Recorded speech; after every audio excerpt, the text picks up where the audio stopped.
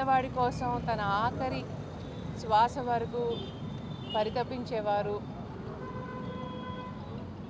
వాళ్ళ పోరాటమే నా పోరాటం అని ఎప్పుడు ముందుండేవారు.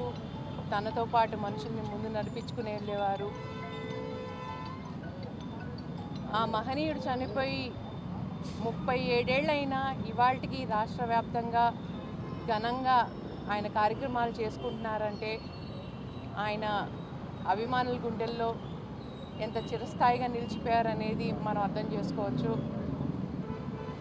ఆయన చేసిన త్యాగాలు కానీ, ఆయన చేసిన పోరాటాలు కానీ, ఆయన ఒక అమరజీవి కింద మిగిలిపోయారు.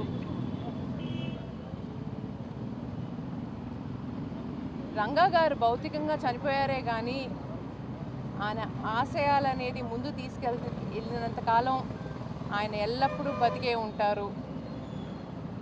ప్రతి పేదవాడి పోరాటంలోనూ, అణగాని వర్గాల హక్కుల కోసం పోరాటంలోనూ ఒక రంగా ఎప్పుడు బతికే ఉంటాడు. అది గుర్తుంచుకోండి.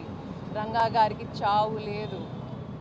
రంగా గారి అభిమానులకి ఒకటే విజ్ఞప్తి, ఆయన ఆశయాలను ముందు తీసుకెళ్దాం, చెయ్యి కలుపుదాము.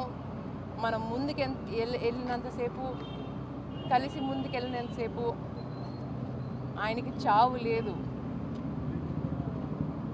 ఆయన ఎప్పుడూ అమరుడుగా ఉంటారు. జోహార్ బిఎంఆర్.